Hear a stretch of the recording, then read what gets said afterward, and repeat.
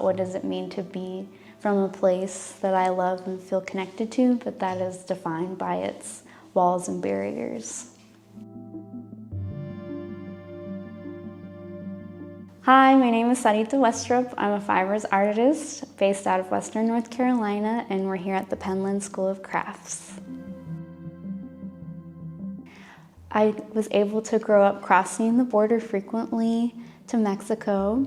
I had that privilege, and the experience was very tactile in that international checkpoints are places where there's a lot of cement and fencing and constructed barriers. This is translated into these basket pieces that show a lot of care and love for the border while also holding those textural experiences within the forms. A lot of the forms are tunnel-like in nature. In past pieces, I was exploring the infinity sign as a wish for what if an infinite amount of migration was permitted on the border. And then it evolved into my interest into the Mobius strip and the Klein bottle, which are both mathematical forms that have no boundary. So again, like a wish for the border. After I've captured my form, I'll rub mortar onto the surface, which is used for tiling and relates to the ideas of labor, interiors, exteriors. And then I will spray paint them, coat them in graphite, or sometimes paint them with cochineal ink. Cochineal ink is a big part of how I use color in the work. I acquire the cochineal insects dried, and they are the bug that eats the prickly pear cactus, and that's how it gets its magenta-like color. Once I've acquired the dried bugs, I will hydrate them with water, add a mordant to brighten the color, and then add gum arabic to turn it into an ink-like consistency.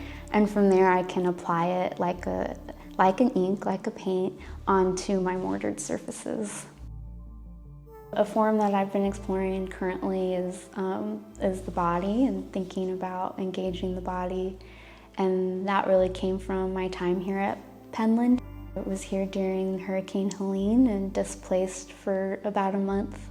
And upon my return, under the stress of that time and the grief of that time, I was really looking for a way to maneuver my focus and attention, and what came to me was really focusing on the body as I took in my new surroundings.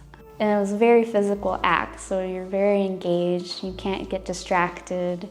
I began to weave down my calf and down to my ankle, and once I got to the ankle, I was able to stop, admire the open work form I had created, and then cut the form off of my calf. And what was left was like the skin of the basket of my leg, and then I joined it back together with wire. So there's an element of focus, attention, meditation, and then this idea of like mending back together and healing as well. In a recent piece, I'm displaying looped bodily corporal forms with umbilical cord forms. As I'm playing with these forms on the wall, I'm really thinking about the idea of displacement and having multiple parts of yourself in different places, while the umbilical cord for me symbolizes connection to home. And it comes from the kind of the folk tale of if you put an umbilical cord of your daughter underneath the soil in which she's born, she will feel connected to home for forever.